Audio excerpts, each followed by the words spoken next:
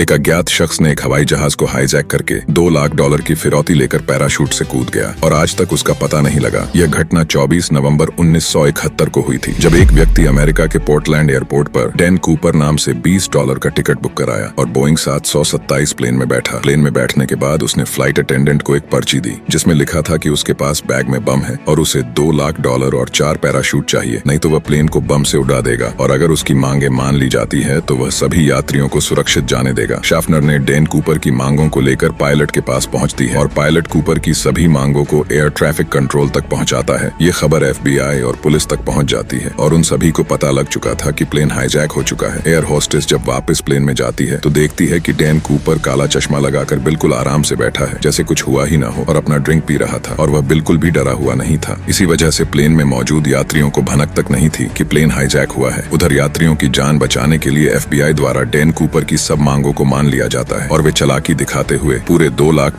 को $20 के नोटों से भरते हैं ताकि बैग ज्यादा भारी हो सके, और सभी नोटों के सीरियल नंबर भी तय किए जाते हैं ताकि बाद में डैन कूपर को पकड़ने में आसानी हो सके। करीब शाम 6 बजे प्लेन सिएटल के एयरपोर्ट पर लैंड करता है और डैन कूपर की मांग के पैराशूट और पैसे मिलने के बाद वह अपने वादे के मुताबिक सभी 36 यात्रियों को प्लेन से सुरक्षित उतरने देता है। वह प्लेन में 2 पायलट, एक फ्लाइट इंजीनियर और एक फ्लाइट अटेंडेंट को रहने के लिए कहता है और प्लेन मैक्सिको के लिए उड़ान भरती है। उड़ान के दौरान पायलट बताता है कि प्लेन में मैक्सिको पहुंचने जितना ईंधन नहीं है, तो कूपर ने प्लेन को 10,000 फुट की ऊंचाई में 185 किलोमीटर प्रति घंटे की रफ्तार से कम उड़ाने को कहता है। कूपर हवाई सीढ़ी कैसे खुलता है इसके बारे में फ्लाइट अटेंडेंट से पूछता है और फिर उसे भी कॉकपिट पर बाकी लोगों के साथ रहने और दरवाजा अंदर से बंद करने को कहता है। 8 बजे के करीब एरोस्टायर खुलने के कारण कॉकपिट में वार्निंग लाइट जलने लगती है और कूपर पैसे और पैराशूट लेकर जहाज से कूदता है और हमेशा के लिए गायब हो जाता है। करीब 10 बजे खुले एरोस्टायर के साथ बोइंग 727 प्लेन रेनो एयरपोर्ट पर लैंड करती है। इसके बाद प्लेन की छानबीन की जाती है जिसमें से डैन कूपर के टाई का क्लिप और उसके मंगवाए गए 4 में से 2 पैराशूट मिलते हैं। डैन कूपर बाकी के सभी सबूत को अपने साथ ले जाता है जिसमें उसके द्वारा फ्लाइट अटेंडेंट को दिया गया लेटर भी शामिल था। कूपर को पकड़ने के लिए FBI द्वारा नोर्जक नाम से खोज शुरू की जाती है। आंखों देखे गए लोगों द्वारा कूपर का स्केच तैयार किया जाता है। लैंड किए गए इलाके के बहुत से किलोमीटर तक जंगलों और नदियों में कई महीनों तक खोज चलती है। बहुत से घरों की छानबीन भी की जाती है, लेकिन कूपर और उसके पैराशूट का कोई पता नहीं चलता। कुछ ही दिनों में डैन कूपर पूरी मीडिया में छा जाता है, लेकिन एक न्यूज़पेपर ने गलती से डैन कूपर का नाम DB कूपर लिख दिया था और लोगों को ये नाम ज्यादा पसंद आने लगा। इस तरह से एक न्यूज़पेपर की गलती की वजह से डैन कूपर का नाम DB कूपर रखा गया और वो हर जगह इसी नाम से प्रसिद्ध हो गया था। बहुत सी छानबीन के बाद भी जब कूपर का कुछ पता नहीं चला तो लोग मानने लगे कि लैंडिंग के दौरान कूपर की मौत हो गई होगी, पर उसके मौत का भी कोई प्रमाण नहीं मिल सका क्योंकि न DB कूपर की लाश कभी मिली, न पैसों का बैग और न ही पैराशूट कभी मिल पाया। लेकिन घटना के 8 साल बाद 10 फरवरी 1980 को 8 साल के ब्रियन इंग्राम नाम के बच्चे को कोलंबिया नदी के किनारे अपने परिवार के साथ लकड़ी इकट्ठा करते हुए रेत के नीचे दबे हुए $20 के नोटों के 3 बंडल मिलते हैं। बहुत सालों से रेत के नीचे दबे होने के कारण नोट खराब हो गए थे, पर बीच के कुछ नोट अभी भी सुरक्षित थे और अधिकारी इन नोटों के सीरियल नंबर देखकर पहचान जाते हैं कि ये वही नोट हैं जो उस रात कूपर को दिए गए थे। इस घटना के बाद कूपर के केस ने फिर से तेजी पकड़ी। इस घटना से DB कूपर का कुछ भी पता नहीं चल पाया, लेकिन DB कूपर की हाईजैकिंग के बाद उनसे जुड़ा ये पहला सबूत मिला था। DB कूपर के इस केस के बारे में सालों साल बहुत सी छानबीन होती रही, लेकिन कोई भी पुख्ता सबूत कभी भी नहीं मिल पाया और आखिरकार हाईजैकिंग के 45 सालों बाद 2016 में इस केस को FBI द्वारा बंद कर दिया गया। ये बात आज तक पता नहीं चल पाई कि DB कूपर कौन था और कहाँ चला गया, लेकिन वह दुनिया के इतिहास के सबसे शातिर चोरों में से एक बन गया। वैसे DB कूपर के बारे में आपकी क्या राय है, कमेंट में जरूर बताएं।